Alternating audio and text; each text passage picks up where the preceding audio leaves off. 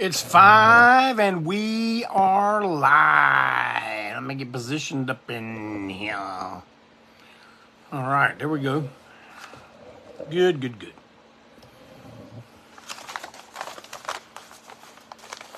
Man, I have got a lot to talk. Look at all these notes here. I got a lot to lay on y'all today. I'm standing over to the side so y'all can see my lobby card wall. You see my two Spanish Kansas City Bomber. Underneath it, Charles Bronson Breakout. And there's a Ron O'Neal Superfly poster, a Walking Tall lobby card, and Escape from Planet of the Apes. I got a space right there where another one's going to go. But yep, making some improvements here in the Break On Through studio. Where do I want it to be? Oh, okay, over there's Pam. Welcome, everybody. Well, you're coming in fast today. That's good. Because I'm going to tell you something. At this very moment, as we speak, Here to Ruin Your Groove 2 album reissue is being pressed right now. As far as I know, they are on the second record in the set, the Orange. I have not seen any pictures or video of that yet, but I have seen, as I posted, the limited edition, which will be the translucent purple and orange with the smoke effect in the vinyl. The rest of the pressing will be opaque purple and orange. Y'all may be saying, "Dad, just why you do so many damn variants?" Well, because that's just the way we do things.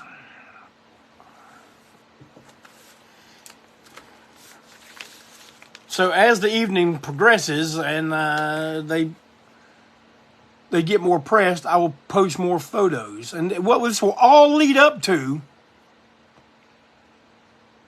is right here on the ANTiSEEN Facebook page, where we will be playing the live performance of Here to Ruin Your Groove in its entirety. And at that point, when that performance begins playing, that's when it will be live for purchase.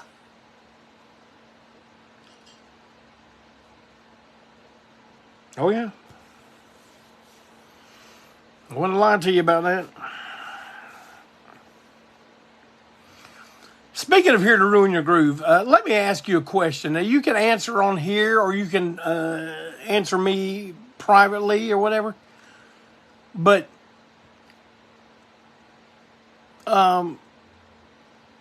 since we're, still several months away from the 40th anniversary, would a in-store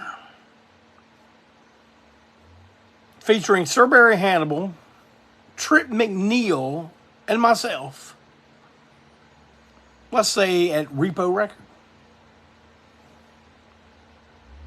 maybe the day of or the day after or the weekend after Ruin Your Groove goes on sale, a chance to purchase it directly from us in person and get it autographed by the 3 remaining members of that lineup.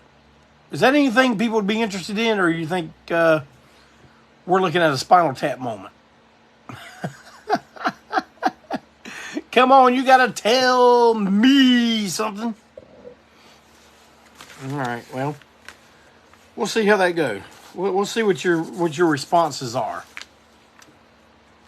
And then I'll run it by Jimmy Repo, see what he says. Damn, y'all. Last couple weeks, superstar Billy Graham, one of the dudes from the Smiths, Tina Turner, damn, we lost a lot. We lost a lot of them. Algie Ward. Now, you know, when you know, a lot of people say, well, damn, you know, a lot of people die. Why you always put some kind of importance on these celebrities? And believe me, I get what you're saying. It's just that the ones I talk about are just like cultural icons that mark places in our growing up. Mark Adams from St. Vitus, correct Flint Williams. And Flint, I got something to say to you here in just a minute, but I'm going to give myself a note to remember to say it. Man, that's half of the original St. Vitus lineup gone.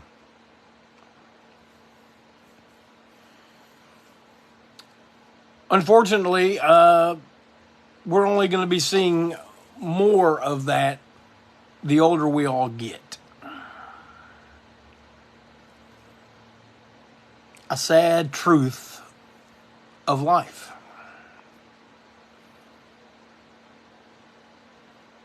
But a necessary one.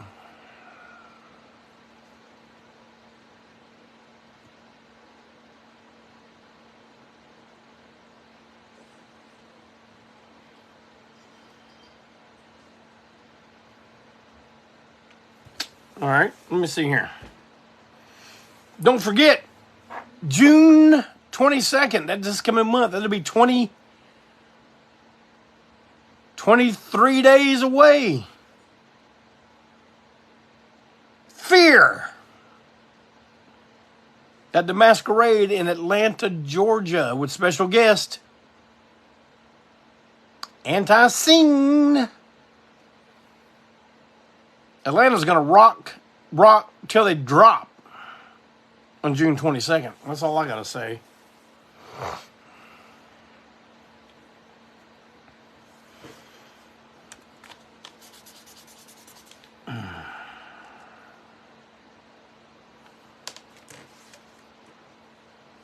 I'd like to thank everyone for contributing to and helping out my main Kelly Hellstrom and his family. They're still a long way from what they're going to need, but I really appreciate the people that have shown it. And I know you look at it and say, oh, damn, Jack Layden, you ain't. Some things have to fall in place for me, and then I want to contribute. And that's going to happen this week.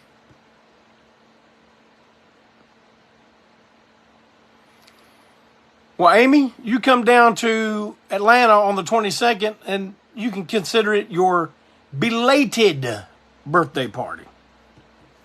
And what a way to have a birthday party with ANTiSEEN and Fear.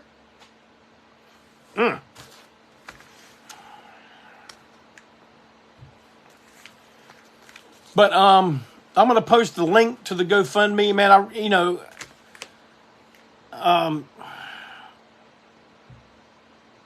Callie was, he was my third release in Long Haired Weirdo Records. And, it was his first full-length album. It's supposed to be a joyous occasion at his house. And instead, a few days after he receives the CDs, they also receive a 60-day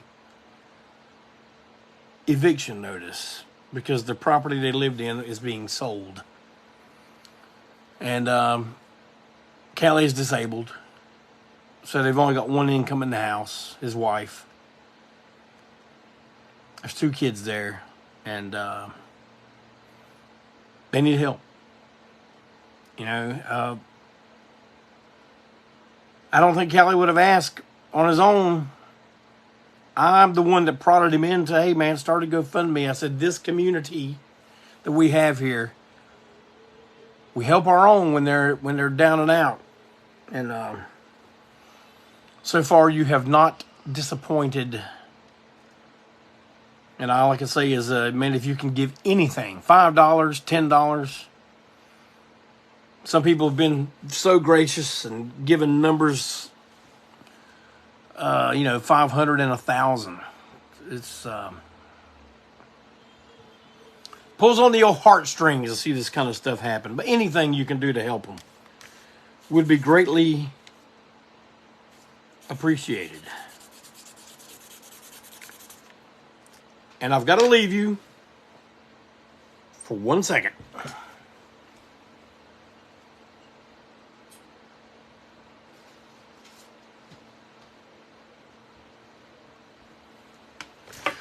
Okay, that was more than 1 second, but just in.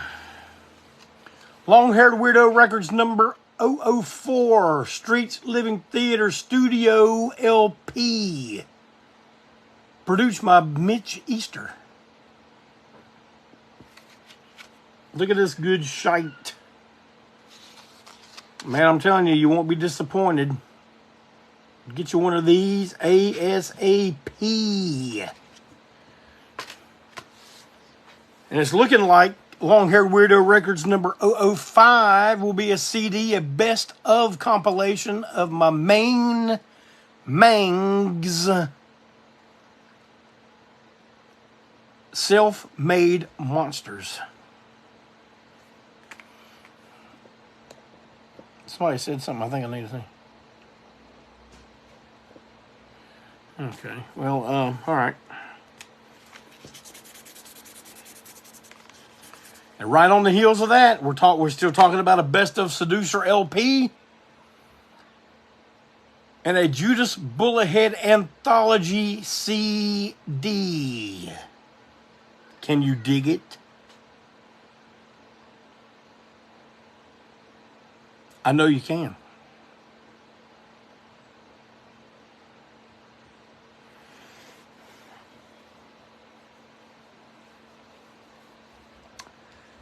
I've got yet another plea to my public. Maybe you've noticed, maybe you haven't. I don't know. I don't know what people notice and don't.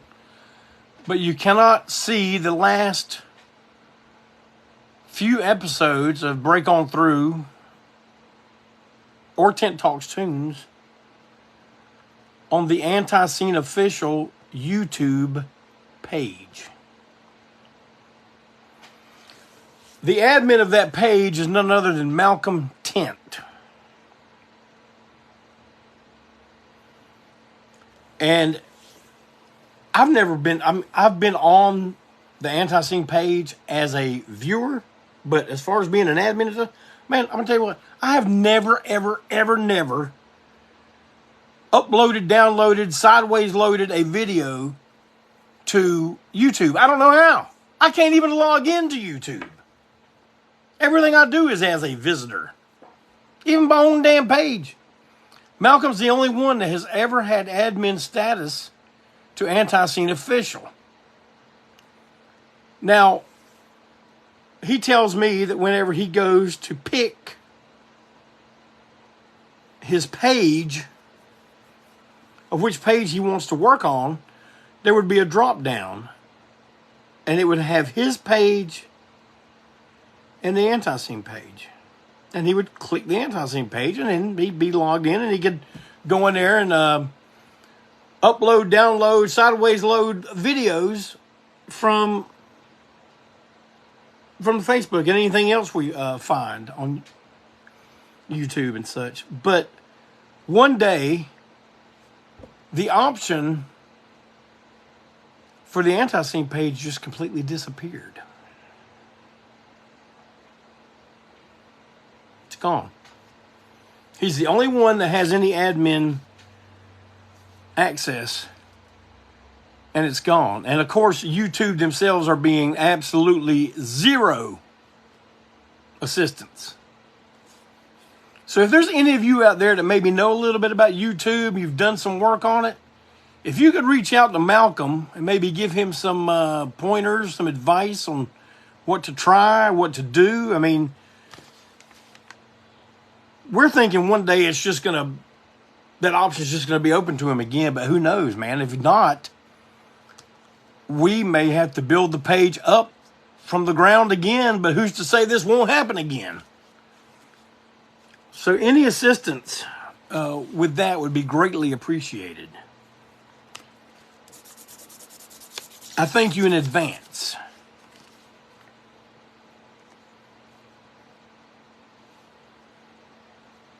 So Malcolm's on now. He's confirming what I just said. He's the one that set the page up. It's under his name, under his email, but he's been locked out. Why?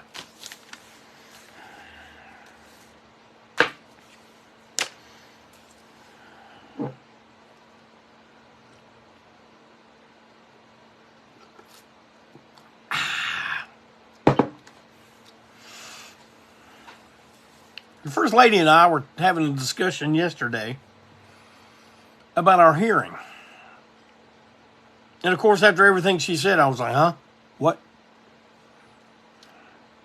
Y'all, my hearing is shot. And I'm talking, it is bad. This ear right here sounds like I've got something in it all the time. Like if I block this one off, that sounds muffled. Like I can hear my voice inside my head better than I can out here. Of course, it's from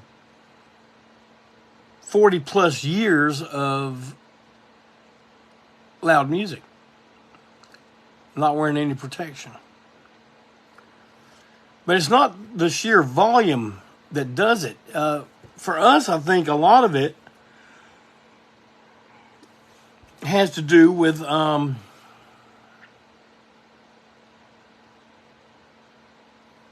the frequencies.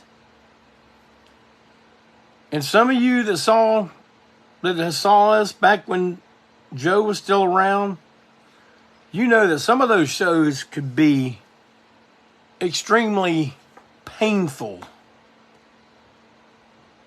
in the volume department. It wasn't not so much for us. You know, I had to explain that to my stepdaughter all the time. It's like, Stephan, I don't have tinnitus. I don't have the ringing. But I'll discuss frequencies again here in a second. I'll tell you what goes on with me. But I was explaining to her that, you know, when we're on stage, it's not like the volume is deafening. Because we get stuff through the monitors. But going to the crowd, it's as loud as we can possibly get it. So I'm sure, like, my wife attributes a lot of her hearing loss to Joe Young.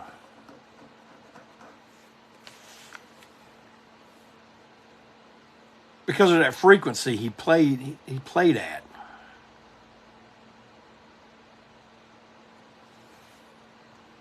It's like ice picks in your ears. But do any of you suffer a lot of hearing loss?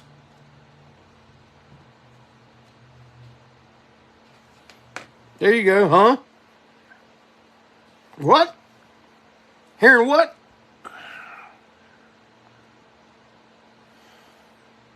I think I want to recant my top 10 from last week. Damn, you're glad you can't recant a top 10 once you lay that top 10 down. That's as good as done, son. No. And that's not that I want to recant it and go, oh, I didn't mean any of it. But there was just so much stuff I left out. I mean, right after I went off the air, I went, damn, I didn't put Rock and Roll High School on there, one of my favorite rock movies. And I'm trying to keep this all in rock.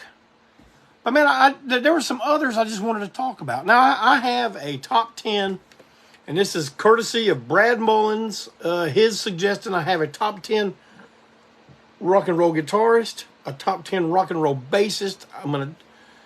I will deliver that next week. Not that it's like urgent and you guys got to know about it, but you know, you come to hear me talk about stuff, and I still encourage you to give me ideas, and don't send them to the ANTiSEEN page messages, man. We've got an automatic answer thing on there, and man, me, Walt, or Malcolm, we don't. Malcolm probably checks it more frequently than anyone. And if it's something real important, he'll tell me, you need to go check this out. But speaking of checking out, I'm glad it checks out. But because y'all know how important it is that everything I say checks out. But I want to talk about, I just want to mention something, man. There are so many things that I saw that had a real impression on me. Some of them maybe not so much. And I've even watched some on groups I just did not like. And I'm gonna get you give you some information on those here in a minute. But I did mention the Filth and the Fury, which I'll let DOA knock it out of its place in my top 10. But man, the Filth and the Fury about the Sex Pistols is one of my favorite rockumentaries. Another one that was just fantastic, Ziggy Stardust and the Spiders from Mars. Man, I went and saw that when they used to have the midnight movies here in Charlotte. When I first moved here in the early 80s. That's where I first saw that on a big screen. But other ones that are just incredible. The London Rock and Roll Show. There's a couple guys on here from England right now. You guys got to tell me something. Do you guys know about that? The London Rock and Roll Show? I guess it was 1972 or 3. Where they had all the guys that were, except for Elvis, that were holdovers from the 50s playing there. They had Chuck Berry, Bo Diddley, Bill Haley, Jerry Lee Lewis, and Little Richard. But also on that bill, and this was not in the movie. There is footage of it, and you can see it on the MC5 documentary, but the MC5 played that show. And this is when they were doing their weird freak-out glam thing toward the end of their career. But I think they opened the show. And after that was Screaming Lord Sutch. And I'm just seeing all these Teddy Boys and all this out there watching him coming out with a top hat that's like 4 feet tall, singing about Jack the Ripper. But every guy after that was introduced as the king of rock and roll. And for my money,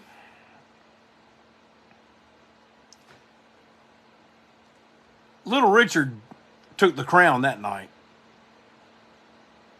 He closed the show, I do believe. If it wasn't him, it was Chuck Berry. It's been a while since I watched it, but this is the very popular performance that you always hear about, where Richard's wearing the suit that has the little mirrors on it, and he takes it, throws it in the crowd. He gets on top of the piano and he strips down to his bare chest and throws it all in the audience. If you ever get a chance to watch that, I'm sure it's on YouTube. I've got a DVD of it somewhere, but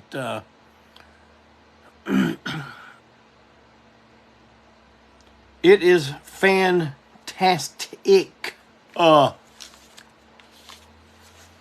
also another good documentary. I mean, like I said, to me, I think they could have called it 3 Days in Hell. And that's Woodstock. But see, luckily they made a movie about it. So I could experience the thing in like a little under 2 hours. And have a nice toilet to go to. And have some climate control.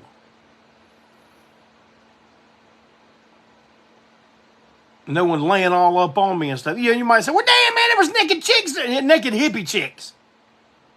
I'd rather be at home.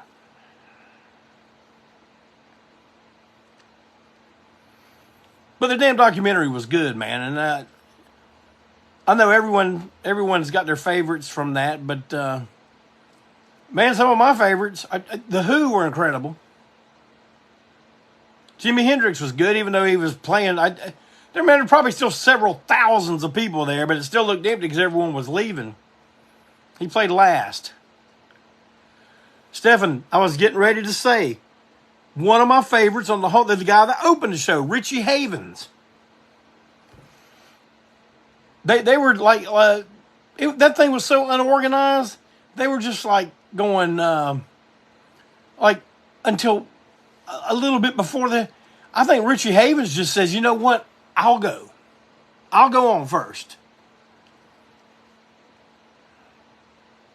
And you have to hear hippie dipshits like John Sebastian, like, oh, wow, man. But, you know, whatever. Country Joe and the Fish were great. Joe Cocker, of course, blew the roof off the damn place. There wasn't even a roof on it to blow off, but he still blew the roof off of it.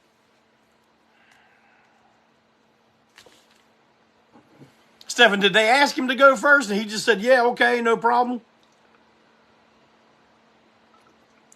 Yeah, Marvin, that performance of Santana, Soul Sacrifice, I'm sure that Santana gained a lot of new fans from that film alone.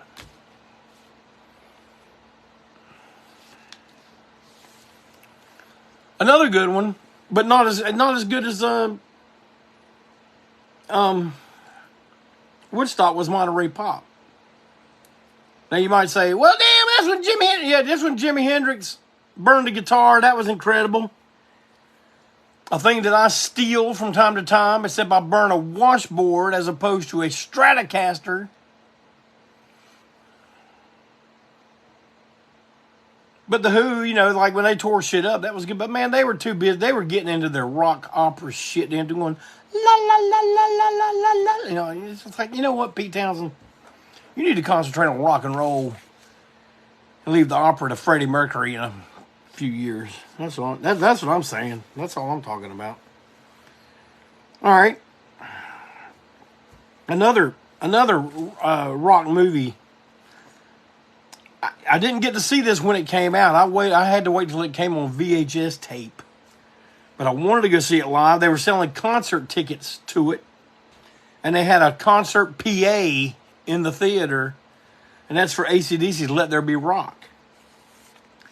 79 in Paris. But you know what? I didn't have to see the damn movie because I saw that lineup, that tour, live. Can you dig it? Oh, yeah. Let It Be was a damn good documentary. I liked all the Beatles movies. Help and Hard Day's Night. I love that stuff, man. I'm going to talk about a few things. Like, okay, another great one. I used to just, this is in the time of VHS. I used to just put this thing on and let it play because the soundtrack was so incredible. The 1974 documentary about Janis Joplin called Janis, The Way She Was. That was fantastic. If you get a chance to see it, I know they've made plenty of documentaries since then, but man, this one, you know, it concentrated a little bit on her troubled life, but it was mainly about the music. And those live performances they got on there are incredible. And another one that we used to only get bootlegs of, because the Rolling Stones put a damn they put their foot down on this and didn't let it out because they thought their performance was inferior. And when you put them up against the Who on that one, then you would be correct. But the Stones are still great on Rock and Roll Circus. You know what? It's worth sitting through everything on that, watching the Dirty Mac, watching guys trying to play music with Yoko going,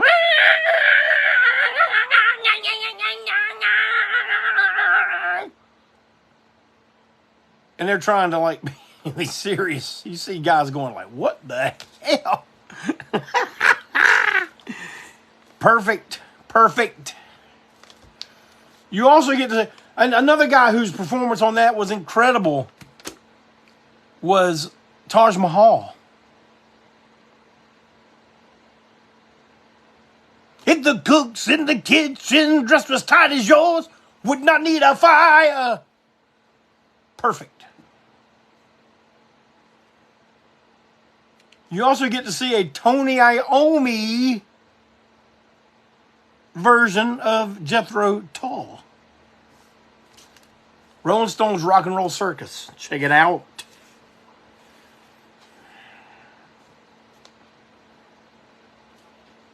A few more that I liked that, I mean, they wouldn't, I don't think they'd be in my top 10, but and I know I make the rules in my top 10.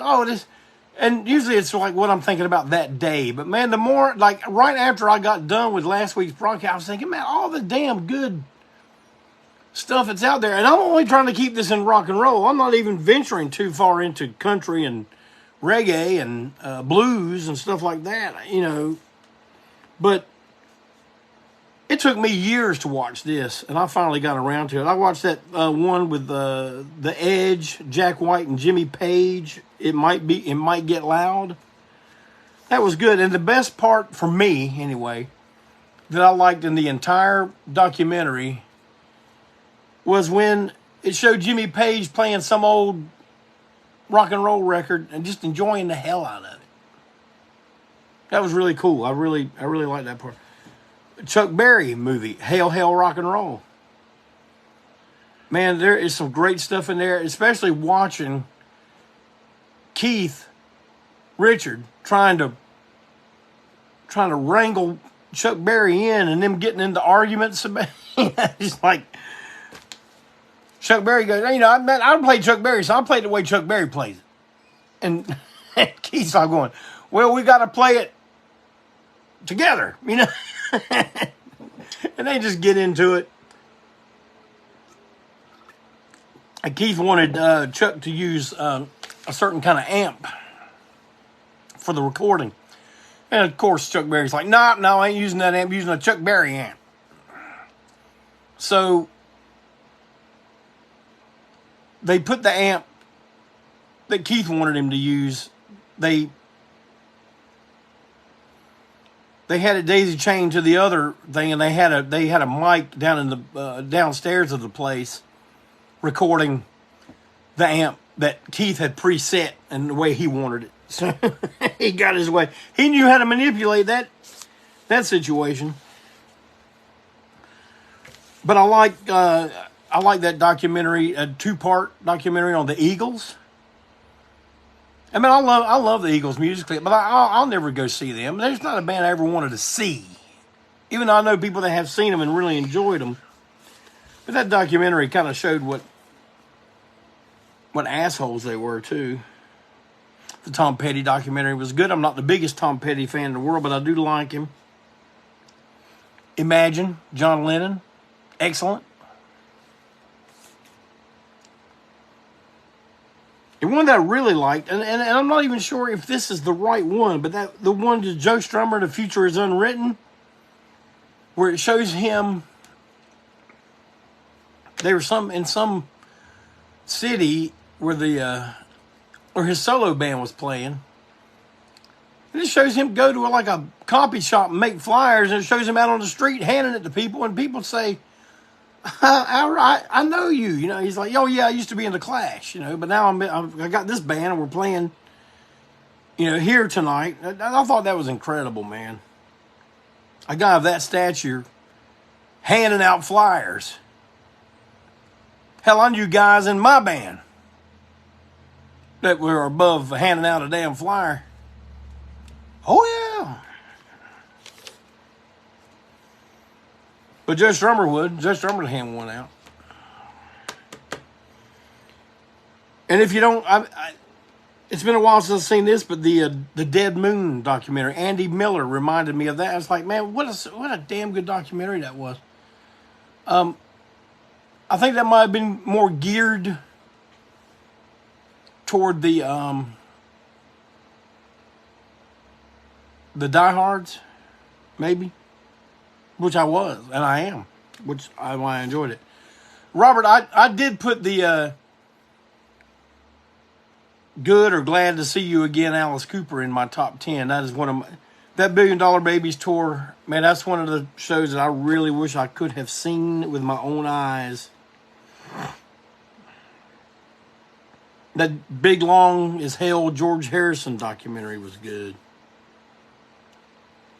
Did any of y'all ever remember Dream Deceivers? The Judas Priest thing about the court case where they claimed the music on Stained Glass was, they played it backwards and it told the kids to kill themselves. And I think one succeeded, but the other one just succeeded in blowing his face off, and they tried to reassemble it. Some disturbing shit. But man, bands such as Judas Priest, Ozzy Osbourne, or Marilyn Manson, or anyone else for that matter, I think it's ridiculous when people with fucking mental problems decide they hear something and take it out, and you blame the band. Yeah, you guys saw it. Mark, you talk about when they made Rob Halford sing on the witness stand.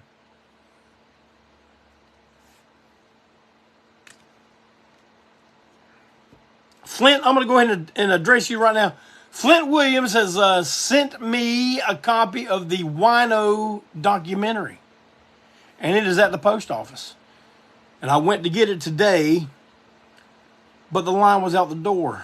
And there was only one federal employee, all masked up, gloved up, dripping in hand sanitizer, working. And so I'm going to have to go get it tomorrow. I'm going to go earlier. And I forgot all my mail today. So, but thank you, Flint. And next week I will show it on here and encourage people to get their own copies. But yeah, that like suing the band. Oh, you guys put out a record back in 1974, and my stupid kid listened to it, and he heard "Kill Yourself."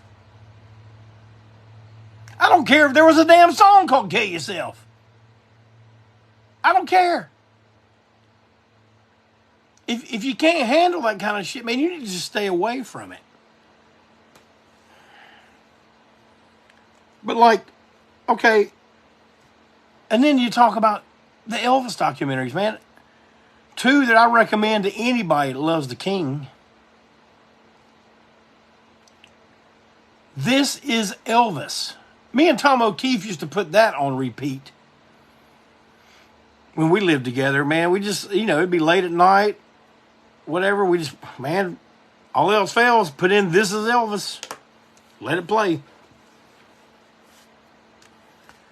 Also, and a lot of this appeared in This Is Elvis, That's the Way It Is. Elvis Live in like 71 or 72.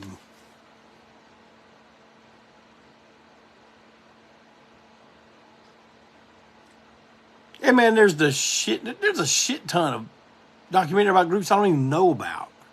I'm probably never ever going to watch them. But I did watch a couple on groups that I didn't really care for, and I'm going to tell you one that changed the way I felt about the band. Beyond the Lighted Stage, a documentary about Rush. Now, I like their first album. I know there's a lot of you on here that really like them a lot, and like I said, I like their first album, and I like a lot of their individual songs. I'm more of a song fan of some of Rush, but I was never really a big fan. My main Tom O'Keefe, he has always been a big fan. But I watched that documentary Beyond the Lighted Stage, and man, after it was over, I thought, man, I can hang out with those guys. Those guys are cool. The First Lady's telling me to mention Duran Duran Sing Blue Silver. I watched that with her. It was good. It was really good. Another one, of a group I didn't really care for, but I watched it, the one about Journey. Every Man's Journey, when the young kid from, I don't know, where was he from?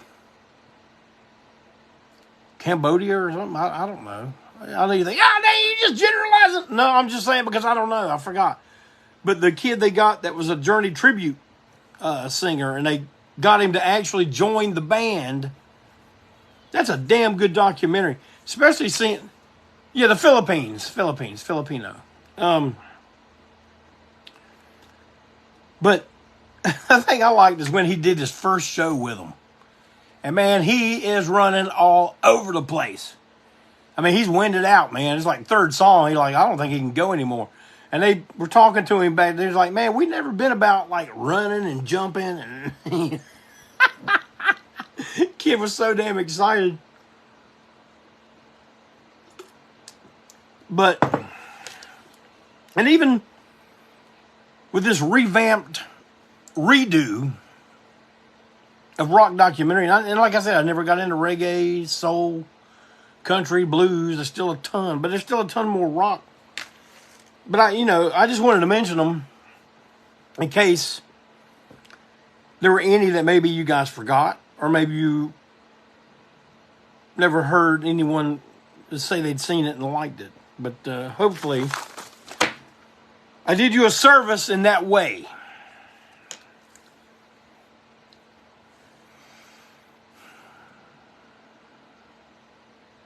Huh? What? I can't even hear y'all. Oh, Will, yeah, my main Will says watch Tales from the Tour Bus. Man, that shit right there is incredible. My main Mike Cook was telling me about all the ones from the Funk series. I tried to watch it the other night on Prime, but the episodes are no longer available. So I've only seen one from the Funk, and that was Bootsy Collins. And man, that was hilarious. Hilarious. All the country ones are great. I used to have a Fire Stick one time, and that's how I watched all the country ones when I had the Fire Stick. But then it got to where everything was being taken down, and you had to, what do you call it? Upgrade it, update it, and stuff. And that's when I was just like, man, I gave the damn Fire Stick. I gave it to Will. I said, here, take this Fire Stick. This thing's driving me insane. You know what I like? Turn it on, hit the channel, boo, there it is. That's what I like. I don't like having to give a blood sample, a fingerprint, let it scan your eyeball and all this stuff just to watch something. Oh, and You're Gonna Miss Me by Rocky Erickson. That was a damn good documentary. And it helped an entire new audience get turned on to Rocky. And I also think it may have helped. Well, in the documentary, they talk about him getting the help from his younger brother and stuff. And see, you just keep talking about stuff. One of my favorite documentaries of all was Mr. Dynamite about James Brown that Mick Jagger made. But that's not rock and roll. That's soul and funk. But tons of great stuff out there, man. Just I like the fact that we come here and I try to turn people on to some stuff maybe they heard about, and in turn y'all do the same for me. I really appreciate that. But the only thing really left for me to talk about today, and man,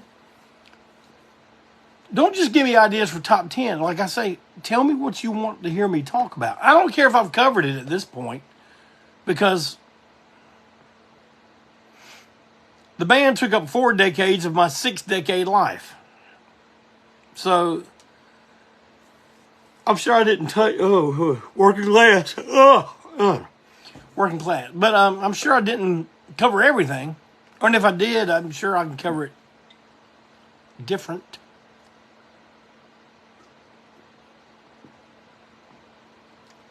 Ah. That good old hibiscus tea. But don't forget to get you a copy of Streets Living Theater. COVID-19! COVID-19! I'll probably get shut down for that. But,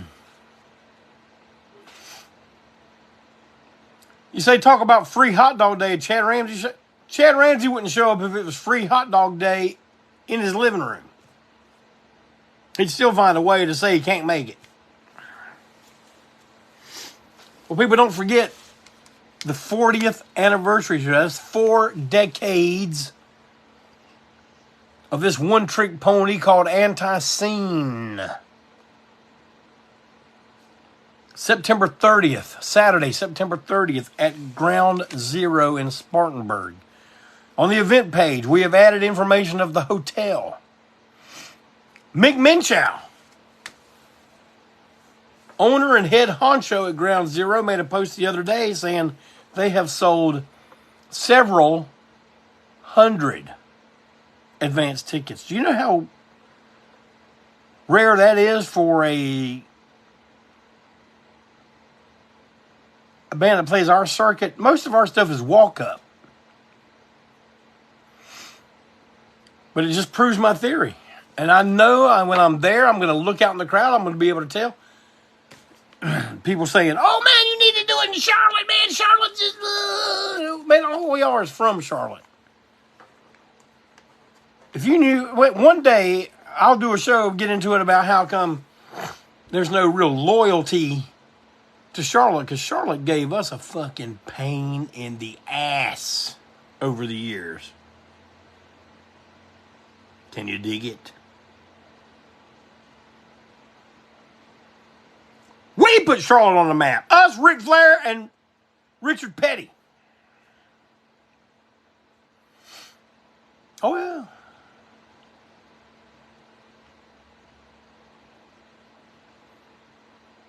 September 30th. Get your tickets now, man. There's a link to them on the ANTiSEEN page. There's probably one on my page.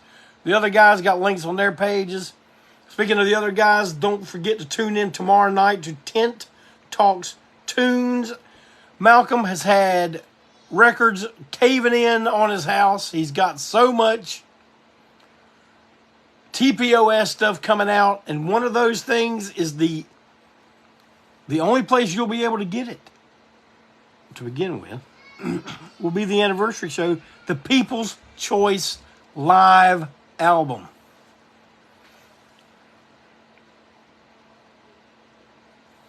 Oh, yeah.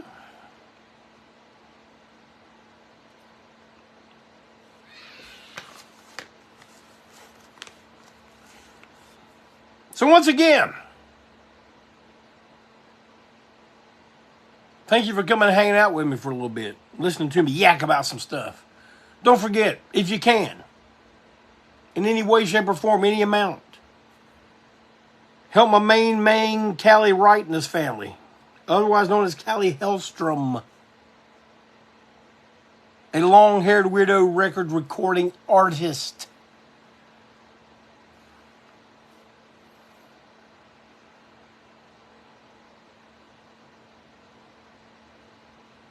So, today felt like a Monday since we were off yesterday. And tomorrow's Wednesday. I mean, the week's already half gone. But hey, you guys have a great rest of your week. Don't work too hard. You need to ease into that weekend coming up. And then ease right back here next Tuesday with me, the unimpeachable president for life. Right here on Break On Through.